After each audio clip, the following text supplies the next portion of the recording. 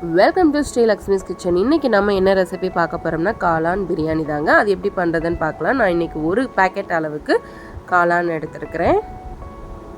அதுக்கப்புறமா நான் 2 கப் அளவுக்கு அரிசி எடுத்துருக்கிறேன், பாஸ்மதி ரைஸை. அது 20 நிமிஷம் நம்ம ஊற வச்சிடலாம். அதுக்குள்ளேயே நம்ம பேஸ்ட் அரைச்சிடலாம். 2 துண்டு பெரிய சைஸ் அளவுக்கு நம்ம இஞ்சி எடுத்துக்கலாம், ஒரு 5-6 பூண்டு எடுத்துக்கலாம், ஒரு பச்சை மிளகாய், 4 சின்ன வெங்காயம், ஒரு கை அளவுக்கு புதினா, ஒரு கை அளவுக்கு கொத்தமல்லி. இது எல்லாத்தையுமே நம்ம நல்லா அரைச்சி எடுத்துகிட்டு வந்துடலாம். இந்த அளவுக்கு அரைச்சி எடுத்துக்கோங்க. அதுக்கப்புறமா நம்ம காளானை நல்லா கழுவிட்டு இந்த மாதிரி 4 துண்டு போட்டால் போதுங்க. ஏன்னா நம்ம பிரியாணி செய்கிறதுனால நம்ம பெரிய பெரிய சைஸாக போடணும். அதனால் ஒரு காளானை நான் 4 சைஸ் ஆக்கி நான் போட்டிருக்கேன். அதுக்கப்புறமா நான் குக்கர் எடுத்திருக்கேன். அதில் 2 டேபிள் ஸ்பூன் நெய், 1 டேபிள் ஸ்பூன் அளவுக்கு எண்ணெய் சேர்த்துக்கலாம். எண்ணெய் நல்லா காஞ்சதும் நான் பட்டை, லவங்கம், கிராம்பு,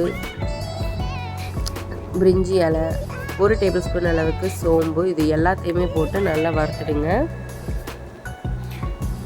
இதை நல்லா பொரிஞ்சு வந்ததுக்கப்புறம் நான் 2 பெரிய வெங்காயத்தை நீல வாக்கில் கட் பண்ணியிருக்கேன். அதையும் இப்போ இதில் சேர்த்துடலாம்.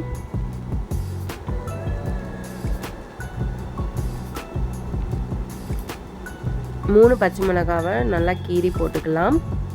இப்போ இது எல்லாத்தையுமே கலந்து விட்டுடுங்க.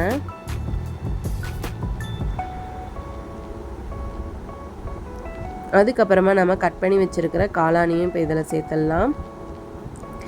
நம்ம அரைச்சி வச்சுருக்கிற பேஸ்ட்டையும் இப்போ இதில் சேர்த்து நல்லா கலந்து விட்டுடுங்க.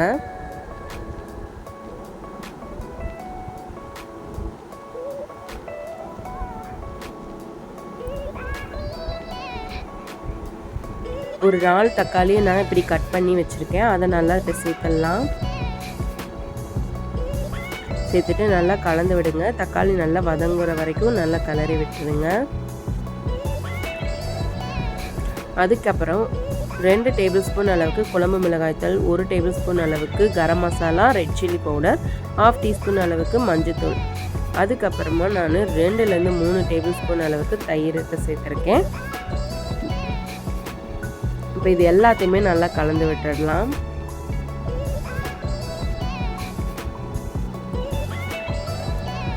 தேவைக்கேற்ப உப்பு சேர்த்துடலாம்.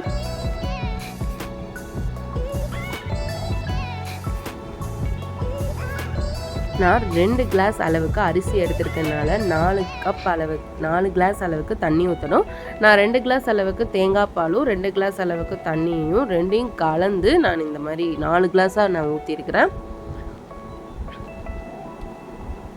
நீங்கள் எவ்வளோ கிளாஸ் அரிசி வைக்கிறீங்களோ அதுக்கு 2 பங்கு நீங்கள் வச்சிங்கனாலே போதும். இப்போ நல்லா கலந்து விட்டுடலாம். கலந்து விட்டுட்டு நம்ம சும்மா ஒரு மூடி போட்டு ஒரு 10 நிமிஷத்துக்கு நல்லா கொதி வர வரைக்கும் நம்ம அப்படியே விட்டுடலாம். இப்போ இங்கே பாருங்கள், நல்லா கொதி வந்துடுச்சு. அதுக்கப்புறமா நம்ம ஊற வச்சுருக்கிற அரிசியை இப்போ இதில் சேர்த்துடலாம். சேர்த்துட்டு உடையாத மாதிரி லைட்டாக நீங்கள் கிளறி விட்டுடுங்க. அதுக்கப்புறமா லாஸ்ட்டாக கொத்தமல்லி கொஞ்சமும் புதினா கொஞ்சமும் சேர்த்துக்கலாம்.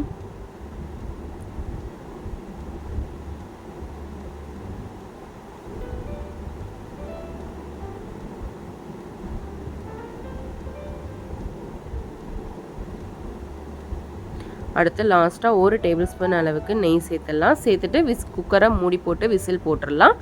2 விசில் வர வரைக்கும் நம்ம வெயிட் பண்ணலாம்.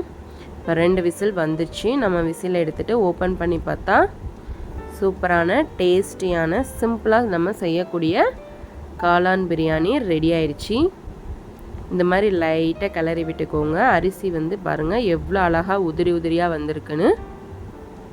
அவ்வளோதாங்க, நம்மளோட மஷ்ரூம் பிரியாணி ரெடி ஆயிடுச்சு. கண்டிப்பாக நீங்களும் ட்ரை பண்ணி பாருங்கள். எப்படி வந்ததுன்னு கமெண்டில் சொல்லுங்கள். எங்களோட ரெசிபி உங்களுக்கு பிடிச்சிருந்தா எங்களோட சேனலை லைக் பண்ணுங்கள், ஷேர் பண்ணுங்கள், சப்ஸ்கிரைப் பண்ணுங்கள். தேங்க்ஸ் ஃபார் வாட்சிங்.